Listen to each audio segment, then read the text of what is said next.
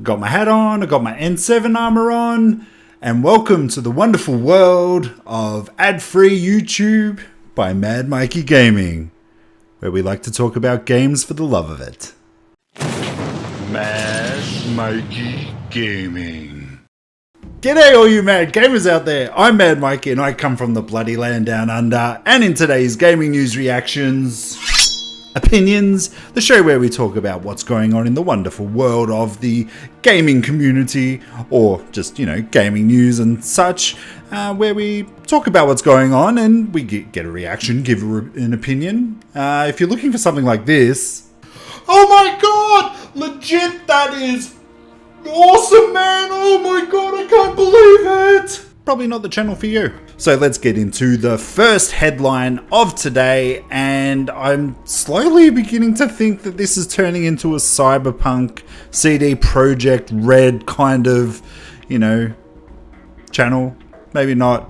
Maybe when there's some more news coming out, but as we've been talking over the last couple of weeks, there's been little bits of Cyberpunk news just trickling along to us, as I sort of predicted that it's just going to keep coming. It's just going to keep coming until we hit E3, when we're just ready to explode with a trailer video, and if you're lucky enough to go behind closed doors, see the real deal happening.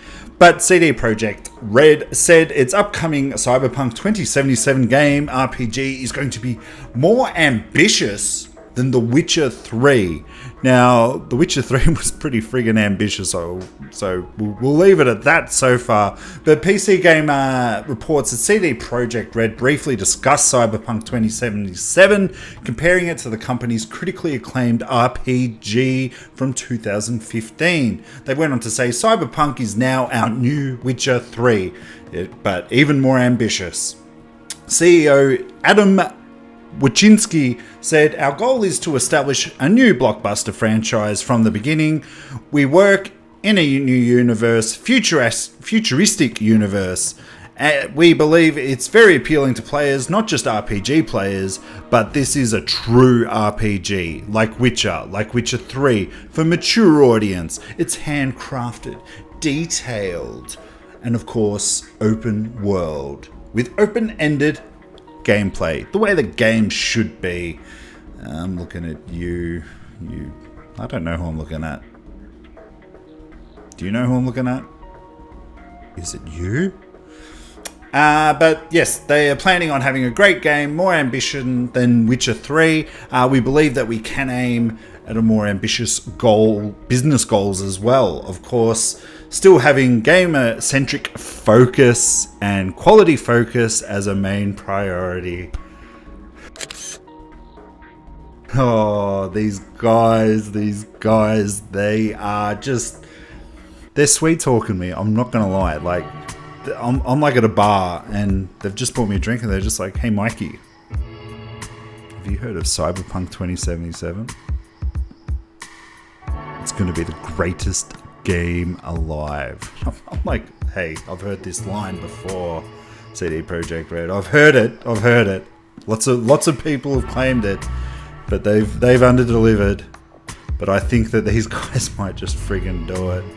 I am so psyched for this game. I just want it to be like Deus Ex and Witcher, and maybe a little bit of a lightsaber in there somewhere. I'm sure it's not going to be there, but I'm pumped for this game, and I'm looking forward to all the little bits of news that are going to be coming out. I am in no world known as a reporter or anything like this. I just have feelings about games, hopefully the same as you guys do, and you're all passionate about it. But this is really good. I really think that this is, as they've said, their next Witcher. It's going to be possibly a trilogy. Obviously, we haven't got the first game yet, so we don't want to jump to too many conclusions.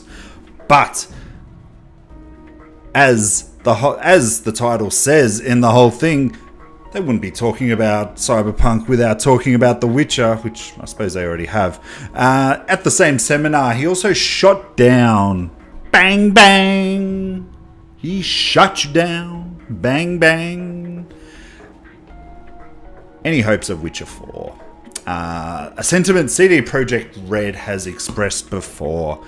We can't create Witcher 4 because that was a trilogy from the beginning. So they obviously had plans. This is our big first act, second act, and now just blow your excitement out of the water act, which was 3. No one said that one day we wouldn't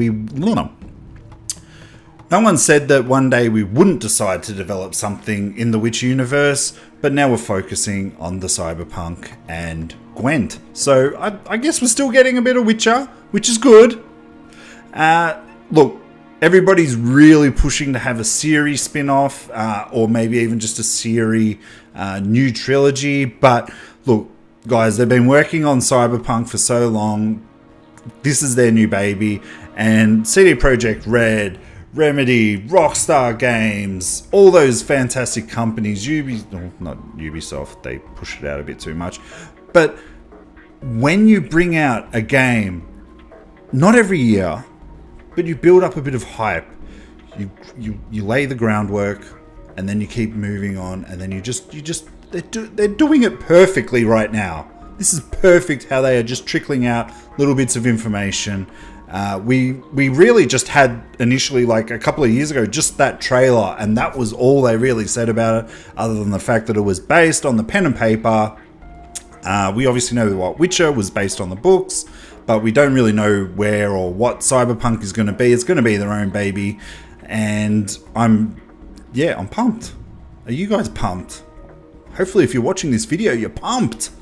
Siri, I think that's something that's going to be possibly down the track. I don't see CD Projekt Red really growing and making different studios to work on different games so that they can just keep pushing it out. They want to give you quality titles. They want to get your money the right way, not just from bulk, but from quality and something that's going to last you a very, very long time. And there's no good news without some bad news. Now, I don't think it's any stretch of imagination to say that Metal Gear Survive was the game that nobody asked for. Nobody. Why? Because, look, Kojima wasn't going to be involved. This is Konami spreading that just a bit further, just to squeeze a little ounce of extra money by making a multiplayer game. But if you've been living under a rock, you may be very well aware that it cost you $10 to purchase an extra save slot on this Metal Gear Survive game. And Jesus Christ. Oh, you couldn't have written it any better. With all the news and all the lash back from loot boxes, from paid DLC, to this, to that, and these guys still had the friggin' kahunas to just say, yeah, you want a second character to play as. If you want to play a different way, if you want a different style of play, which they probably don't offer you anyway, it's going to cost you $10, guys. Not to mention the cosmetics. And look, cosmetics, I understand. I get cosmetics. That's for a game that's been around for a while, and you want to give them a reason to come back. You want to give them a reason to grind.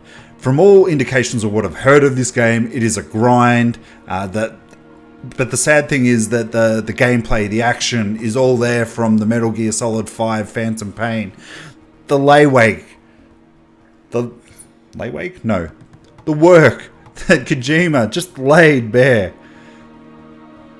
It's just would never have had the soul that Kojima puts into his games, and it's actually showing. It's a rough launch week, UK charts anyway. Survive sold 85% less copies in its debut week than Metal Gear Rising: Revengeance, the most recent spin-off of it. Compared to Metal Gear Solid 5, The Phantom Pain, the game barely sold 5% of the game's debut numbers. I don't know if Konami's doing this on purpose because they just want to get out of the video game business. They just want to concentrate on their pachinko machines because they make a shit ton of money off of that. But I don't know if it was that parallel universe that the game's in where they thought that this game might be successful. They might prove me wrong. It might become successful one day, but it's definitely hasn't been in the first week of sales. That is for sure. And that's pretty much it for this week, but we do have a little bit of quick news. Because what would it be without the quick news, guys? Now, I've been noticing this over the last couple of weeks, well, months, because I am an avid WWE fan. And a lot of the last pay-per-views have been sort of being presented by Rocket League. So I'm like, are the Rocket League really love the WWE and giving them their money? Or something's going on here and something is coming? And lo and behold, the Elimination Chamber pay-per-view was last night. And again, it was brought to you by Rocket League. And what do you know? News comes out today that Rocket League is getting WWE items later this month. It's not just WWE items though, just to say that. It looks like but you're getting a DC Superheroes DLC pack in which you're going to be getting like Green Lantern, Superman, Wonder Woman, and then the aforementioned WWE car. Look, if you want to buy that, I suppose. Pretty funky if you ask me. But guys, that's it for today's gaming news, opinions and reactions. Let me know if you've got your own by putting comments in the section down below. And today's pretty much the busiest day for me because I'm going to be streaming later on tonight. Going to be hitting up some more Scarface over on Twitter, YouTube, Mixer, whatever it is that you like to watch on, wherever you're comfortable. But guys, I hope you are enjoying the games that you are playing, and I'll see you when I see you. Bye guys.